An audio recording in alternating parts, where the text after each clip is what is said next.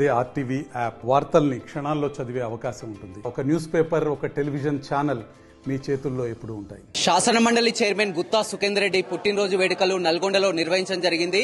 పెద్ద ఎత్తున కార్యకర్తలు, గుత్తా అభిమానులు కూడా రక్తదాన కార్యక్రమం కూడా నిర్వహించడం జరిగింది. చైర్మన్ తనయుడు గుత్తా అమిత్ రెడ్డి ఆధ్వర్యంలో ఆ కార్యక్రమాలు నిర్వహించడం జరిగింది. అనేక సేవా కార్యక్రమాలు కూడా చేస్తున్నారు. ఈ రోజు కూడా గుత్తా సుఖేందర్ రెడ్డి గారి పుట్టినరోజు సందర్భంగా రక్తదానం అనేక సేవ ఎలా చూస్తారు? ఏం లేదండి, మేము ఈరోజు గుత్తా సుఖేందర్ రెడ్డి గారి 70వ జన్మదినోత్సవం సందర్భంగా మా గుత్తా వెంకటరెడ్డి మెమోరియల్ ట్రస్ట్ ఆధ్వర్యంలో మేము అనేక కార్యక్రమాలు గడిచిన 3 సంవత్సరాలుగా చేసినాము. దానికి కొనసాగింపుగా ఈ రోజు కూడా బ్లడ్ డొనేషన్ క్యాంప్ అయితేనేమి, వచ్చే ఫిబ్రవరి 6th and 7th రోజు మేము ఓరల్ క్యాన్సర్, అదేవిధంగా మహిళలకు సంబంధించిన బ్రెస్ట్ క్యాన్సర్ గురించి కూడా ఒక స్క్రీనింగ్ క్యాంపును కూడా ఇక్కడ ఏర్పాటు చేయడం జరుగుతుంది నల్గొండ పట్టణంలోనే. దానికి సంబంధించినంత కూడా వివరాలు తొందరలో వెల్లడిస్తాం. అదేవిధంగా ఒక ఐ క్యాంపు, ఒక డెంటల్ క్యాంపు కూడా మేము ఆర్గనైజ్ చేయడం జరిగింది.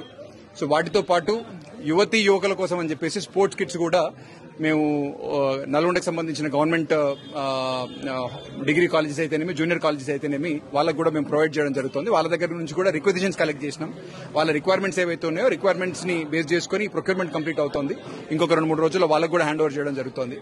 అదేవిధంగా పరీక్షా కాలం కాబట్టి యువతీ యువకులకు కూడా కొంచెం ఇన్స్పిరేషన్ ఇచ్చే విధంగా కూడా ఒక కార్యక్రమాన్ని టేకప్ చేసే ప్లానింగ్ లో ఉంది. అది కూడా భవిష్యత్తులో యాజ్ సూన్ యాజ్ కన్ఫర్మేషన్ రాగానే అది కూడా మేము టేకప్ చేయడం జరుగుతుంది. గత కొంతకాలంగా చూస్తున్నాం, చాలా యాక్టివ్ గా అవుతుంది, ప్రజలతో మమేకం కావడం కానీ, పూర్తిగా నియోజకవర్గం వ్యాప్తంగా పార్లమెంట్ నియోజకవర్గం అనేక కార్యక్రమాల్లో పాల్గొన్నారు.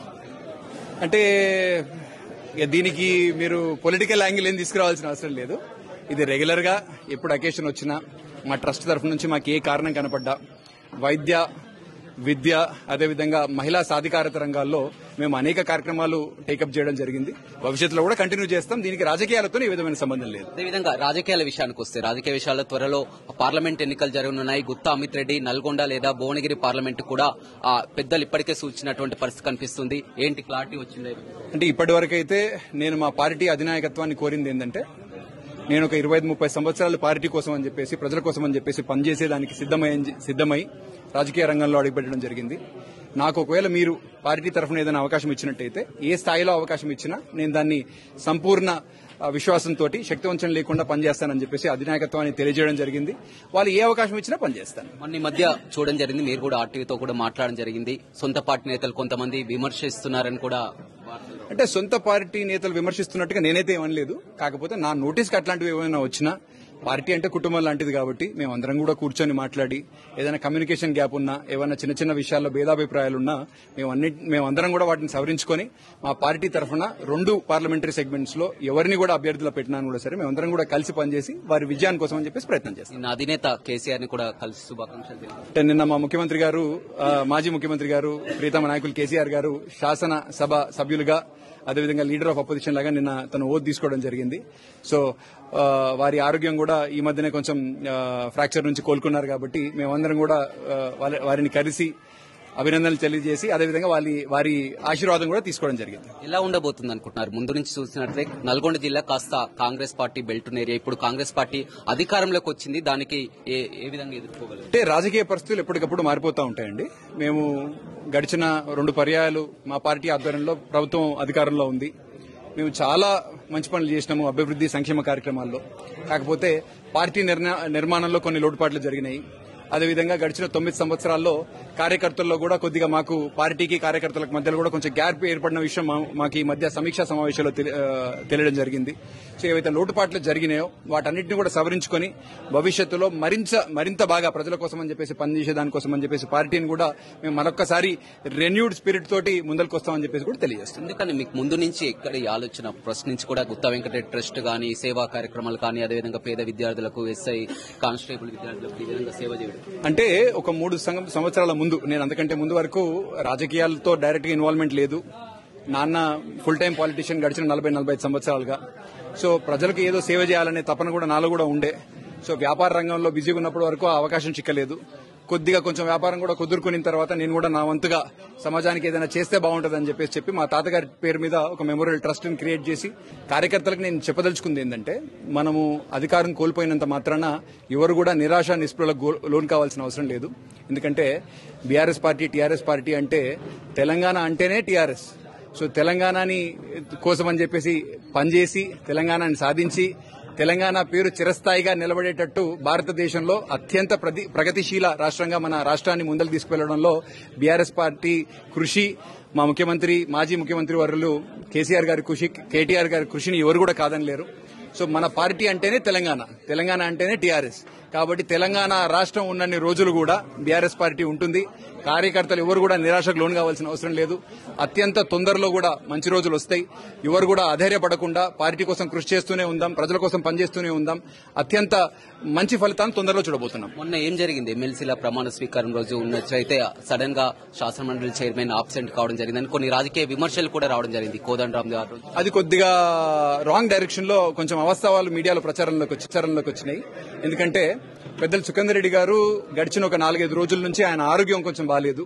మెడికల్ ట్రీట్మెంట్ కూడా జరుగుతూ ఉంది. వైరల్ ఫీవర్, అదే పాటు సివియర్ థ్రోట్ ఇన్ఫెక్షన్ లో ఆయన బాధపడతా ఉండడం. అదే టైంలో పెద్దలు కోదండరామ్ గారు కానివ్వండి, అమీర్ ఖాన్ గారు కానివ్వండి, గవర్నర్ కోటాలో వాళ్ళు నామినేట్ అయ్యి నామినేషన్ కంప్లీట్ అవ్వంగానే జనరల్ ప్రాసెస్ ఏంటంటే వాళ్ళు ప్రమాణ స్వీకారానికి ఒక టైం కోరుతారు కౌన్సిల్ చైర్మన్ గారిని. ఆ టైం కోరకుండానే వాళ్ళు ఆఫీస్కి రావడం. అదే టైం ఫ్రేమ్ లో అదే సమయంలో సుఖేందర్ రెడ్డి గారు కూడా కొంచెం ఆరోగ్యం బాగాలేకపోవడం వల్ల అందుబాటులో లేకుండా ఆ ప్రోగ్రామ్ సరిగా కోఆర్డినేట్ కాలేదు. అది కొద్దిగా మీడియాలో రాంగ్ డైరెక్షన్ లో ఏదో మనం కావాలనేసే ఏదో రాజకీయ ప్రెజర్స్ కి తగ్గి మనం అట్లా చేయాల్సి వచ్చిందని చెప్పేసి మీడియాలో కొంచెం ప్రచారంలోకి వచ్చింది. అది మా నోటీస్ కూడా వచ్చింది. దానికి పెద్దలు సుఖేందర్ రెడ్డి గారు కూడా మీడియా ముఖంగా తన ఎక్స్ప్లెనేషన్ కూడా ఇవ్వడం జరిగింది. కోలుకుంటున్నారు కాబట్టి వాళ్ళ సమయం తీసుకున్న తర్వాత అది కోదండరామ్ గారు కూడా కన్ఫర్మ్ చేసినారు. ఎందుకంటే వాళ్ళు యాదృచ్ఛికంగా వచ్చేసి ఆ టైం ఫ్రేమ్ లో ప్రమాణ స్వీకారం చేయమని చెప్పేసి కోరారు. కాకపోతే అది ఆ విధంగా జరగదు, ప్రాసెస్ అది కాదు కాబట్టి, తన ఆరోగ్యం కూడా బాలేదు కాబట్టి అది అట్లా ఆ విధంగా జరగలేదు అంతే. అదేవిధంగా అధినేత కేసీఆర్ కూడా త్వరగా కోలుకోవడం, పార్లమెంట్ ఎన్నికల ముందు అతను జనాల్లోకి వస్తుండడం మీకంతా కూడా పార్టీకి బలాన్ని ఇచ్చే అంశమే. 100% మా మాజీ ముఖ్యమంత్రి మా ప్రియతమ నాయకులు కేసీఆర్ గారు అంటేనే కార్యకర్తల్లో అత్యంత ఉత్సాహం నింపే లీడర్షిప్ ఆయనది. సో ఆయన వచ్చి ఒక మాట మాట్లాడితే మా కార్యకర్తల్లో చాలా ధైర్యం, చాలా గుండెరిబరం కూడా వస్తుంది. కాబట్టి ఆయన రాక గురించి మేమందరం కూడా చాలా ఆతృతగా వెయిట్ చేస్తున్నాం. కానీ బయట ప్రజలు చర్చించుకుంటున్నారు, జాతీయ పార్టీ అటు వేస్తే బీజేపీకైనా ఓటేయాలి, లేకపోతే కాంగ్రెస్ పార్టీకైనా, బీఆర్ఎస్ కి ఎందుకు ఓటేయాలి పార్లమెంట్? నేను ఇందాక మీకు చెప్పినట్టుగా తెలంగాణ అంటేనే బీఆర్ఎస్ పార్టీ. సో తెలంగాణ గురించి మేము ఆలోచన చేసినట్టుగా, మా పార్టీ ఆలోచన చేసినట్టుగా ఎవరు కూడా ఆలోచన చేయలేరు. సో తెలంగాణ గొంతుక అంటేనే BRS party. BJP, Congress national parties కాబట్టి వాళ్ళకి ఎంతసేపు నేషనల్ అజెండా, మన రాష్ట్ర ప్రయోజనాల కంటే వాళ్ళకి నేషనల్ అజెండా ముఖ్యం. కాకపోతే తెలంగాణ ప్రజల గొంతు మన పార్టీ కాబట్టి, బీఆర్ఎస్ పార్టీ కాబట్టి, మన అవసరాలు, మన రాష్ట్రానికి సంబంధించిన ఏవైతే ఇబ్బందులున్నా, లోటుపాట్లున్నా ఇవన్నీ నేషనల్ లెవెల్లో, భారతదేశ లెవెల్లో పార్లమెంటు దృష్టిలో ఎవరన్నా ముందరికి తీసుకెళ్లాలంటే అది బీఆర్ఎస్ పార్టీకి సంబంధించిన ఎంపీసే. ఎందుకంటే గడిచిన 4-5 సంవత్సరాలు మీరు చూసినట్టయితే బీఆర్ఎస్ పార్టీ అడిగిన ప్రశ్నలు, మన రాష్ట్రానికి సంబంధించిన వాళ్ళు లేవనటువంటి ఇష్యూస్ ఏవైతే ఉన్నాయో అవి ఏ కాంగ్రెస్ పార్టీ ఎంపీస్ కానీ ఎవరు కూడా లేవనెత్తలేదు. కాబట్టి ప్రజలను మేమందరం కోరేది కూడా ఒకటే, తెలంగాణ రాష్ట్రం కోసం అని చెప్పేసి కష్టపడి పోరాటం చేసి సాధించి దాన్ని అభివృద్ది ప్రదంలో ముందరికి తీసుకుపోయినటువంటి పార్టీ బీఆర్ఎస్ పార్టీ.